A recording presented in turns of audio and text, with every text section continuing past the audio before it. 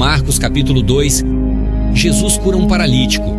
Alguns dias depois, Jesus voltou para a cidade de Cafarnaum e logo se espalhou a notícia de que ele estava em casa. Muitas pessoas foram até lá e ajuntou-se tanta gente que não havia lugar nem mesmo do lado de fora, perto da porta. Enquanto Jesus estava anunciando a mensagem, trouxeram um paralítico. Ele estava sendo carregado por 4 homens, mas, por causa de toda aquela gente, eles não puderam levá-lo até perto de Jesus. Então fizeram um buraco no telhado da casa, em cima do lugar onde Jesus estava, e pela abertura desceram o doente deitado na sua cama.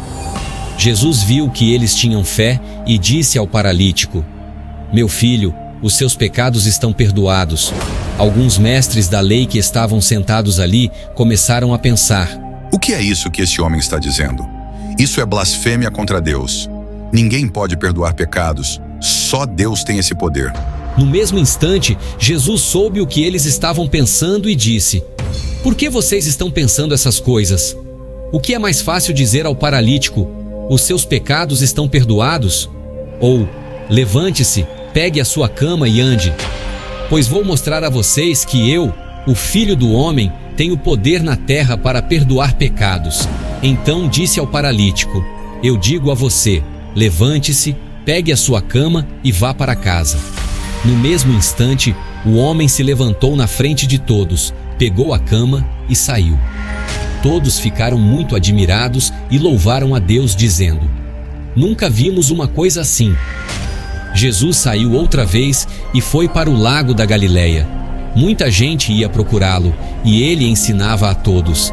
Enquanto estava caminhando, Jesus viu Levi, filho de Alfeu, sentado no lugar onde os impostos eram pagos.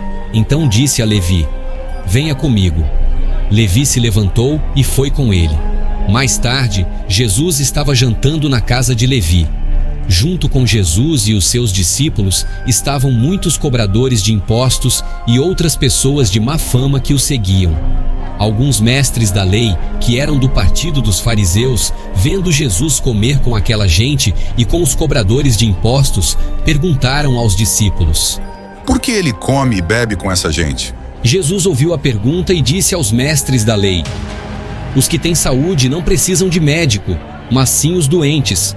Eu vim para chamar os pecadores e não os bons." Os discípulos de João Batista e os fariseus estavam jejuando. Algumas pessoas chegaram perto de Jesus e disseram a ele: "Os discípulos de João e os discípulos dos fariseus jejuam. Por que é que os discípulos do Senhor não jejuam?" Jesus respondeu: "Vocês acham que os convidados de um casamento jejuam enquanto o noivo está com eles? Enquanto ele está presente, é claro que não jejuam. Mas chegará o tempo em que o noivo será tirado do meio deles.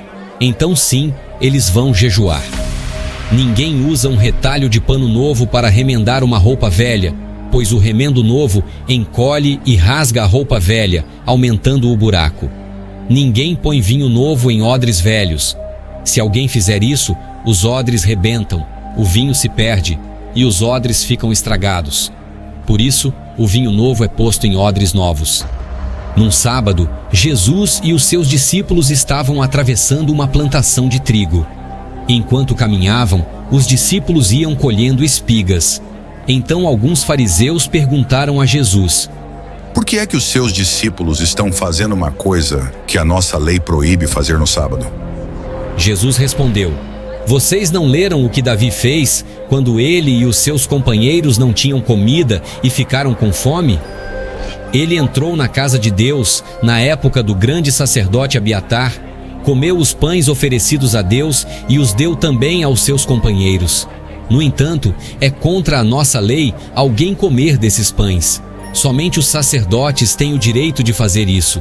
E Jesus terminou: "O sábado foi feito para servir as pessoas, e não as pessoas para servirem o sábado.